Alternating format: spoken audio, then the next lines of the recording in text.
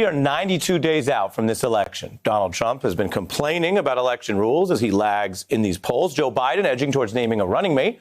We just caught up with his top advisor, Simone Sanders. And on The Beat, we want you to hear from everyone in order to make up your own mind. So now we turn to a top Trump campaign advisor, Steve Cortes. Thanks for joining us. Ari, thanks for having me. Absolutely. You look at any incumbent running for re-election, and a big issue is the pledges they made. Let's take a look at one of the pledges by Donald Trump as a candidate in 2016. We're going to put the miners back to work. We're going to put the miners back to work. A Trump administration will end this war on the American worker and unleash an energy revolution that will bring vast new wealth to our country. New wealth, new jobs. Let's start with the facts as we do around here. Do you know whether Donald Trump's administration has overseen any new net coal jobs? I don't know coal specifically, but I can speak to energy broadly. And the United States has become. Coal, and then, as always, I'll give you time. But since I asked, I'll show you. Okay. This is the results on coal. Even before you hit into the COVID recession, they haven't added any new coal jobs. They're down about 900. What do you say, as a representative of the campaign, to these coal workers who are looking at this broken pledge?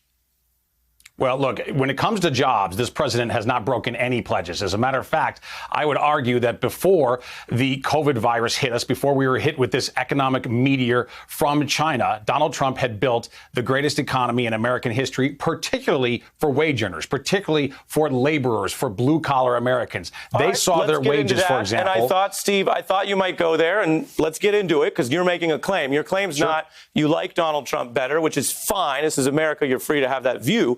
But you're making an empirical claim that this was the greatest jobs program ever. You said ever in history. We'll just look at the previous administration. Particularly for blue-collar workers. Yes, correct. Sure. Well, let me be as precise as possible, because COVID recession obviously does change things. So we'll look even pre-recession.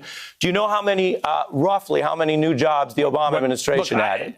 Ari, I'm not going to play quiz show. What I will tell you is this. Blue-collar wages show, outpaced sir, but white... it is a news show. We are going to play news show. That's where there are facts and there are questions. And I'm going to give you the ball back. I'm going to give you the ball back, Steve. Steve, I'm going to give you the ball back. But first, whether you can answer it or not, I will just tell you, because it sounds like you don't want to play news show.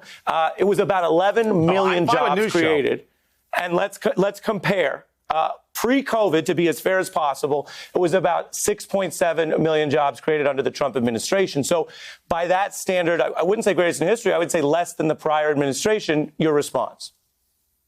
Well, my response, Ari, is that it's not just the number of jobs. That's obviously critically important. We do want to add a lot of jobs, but it's also the quality of those jobs. And it is also particularly to deliver to the groups who previously lagged. And what I mean by that is during the slow growth Obama era, it was a slog for working class Americans. They saw their wages, unfortunately, languish through that entire slow growth era. It was an economy that rewarded the owners of assets. They did incredibly well if you owned a lot of stocks and real estate before Donald Trump. These are the forces, by the way, which largely led to the populist nationalist surge that elected Donald Trump. He promised to return prosperity to blue-collar workers, and he did exactly that, because for the first 3 years of his administration into this year, I mean, we were enjoying the fruits of the Trump boom as recently as January of this year, before the Chinese Communist Party, unfortunately, unleashed this virus on the world and knowingly deceived the world about the infection potential. What do you mean when you say the Communist Party released the virus? Are you putting forth the conspiracy theory that a government made the virus, or what are you trying to say? No, I'm not. I am not. I am saying, and we know this now with Secretary Pompeo, many people in U.S. government intelligence have told us this. We know that the Chinese knew affirmatively as far back as last year that there was human-to-human transmission. They lied to the world and said there wasn't. They used the WHO Health Organization, unfortunately, as their toady medical imprimatur to give them a pseudo-stamp of approval. It's a government-made virus.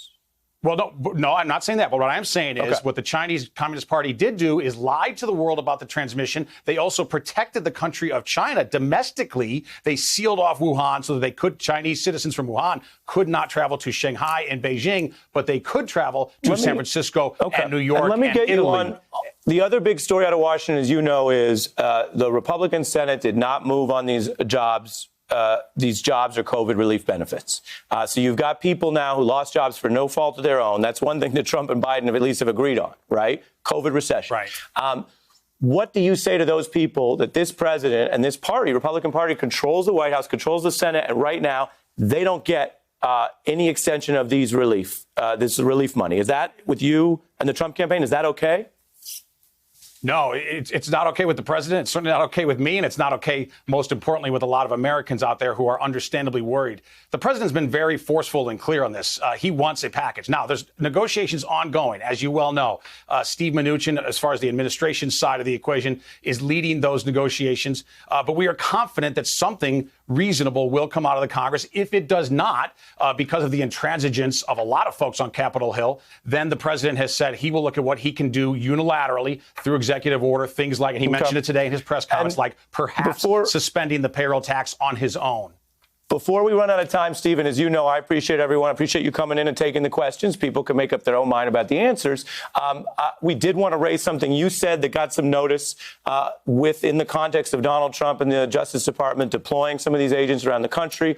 As you know, a lot of debates over use of force. Let's play, in your own words, what you said.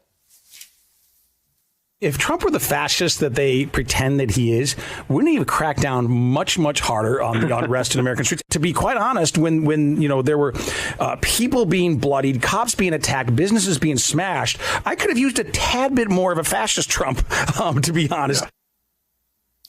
As a representative of the campaign during these very serious times, what do you mean that you would like a, quote, bit more of a fascist Trump, end quote? Ari, I think it's very clear. You can hear me laughing there. I'm making a joke. I'm exaggerating for a point of emphasis. And my point there was that critics of Donald Trump always claim that he is a fascist. Of course, he's not, and he's not even close. But I was making the point that we actually, in my view, and by the way, I was not working for the campaign at that time. This was my radio show a few months ago. But I was making the point that, if anything, I think we could have used a more forceful response against violent protesters violent rioters across the country who were harming cops, attacking innocent people, and destroying businesses around this country. You're making a bit of a joke defense, and people can take that at face value or not. Fascism, though, does refer, though, to the government's use of force and power. And you have, of course, protests about government at the federal and local level. The Trump administration is not in charge of Minnesota, but government use of force, and some of it will be litigated in the courts. And the point as potentially is that murder. So you can understand, Steve, why someone hears that and says, what do you mean more fascist? No. Well, look, again, clearly I was kidding. I was with a caller on talk radio. You can hear me laughing. Look, and the Daily Beast, which, I give absolutely zero credence to. It's a fake publication full of a bunch of activists masquerading as journalists, tried to make a story about this. I am not the story. The point I was making there on my radio show, though, was that the critics of President Trump love to lob these ridiculous accusations at him. For example, that he's a fascist. And here's my point. Here's what I would tell you conclusively from today, Ari. They are going to call us racist no matter what we do. They're going to call us fascists no matter what we do. So my answer is, let's just do the right thing. Let's pursue the right policies from here, and let's ignore these kind of nattering nabobs of negativism, if I can channel a phrase from way back in the 1970s from people like the Daily Beast. Well, look, no one in this interview brought up racism or the Daily Beast, but you're free to use your time how you see fit. And again, I appreciate you taking the questions. Steve Cortez from the Trump campaign. I hope you'll come back. Hey, I'm Ari Melber from MSNBC. You can see more of our videos right here, or better yet, subscribe to our YouTube channel below. You could have been anywhere in the world, but you're here with us, and we appreciate that.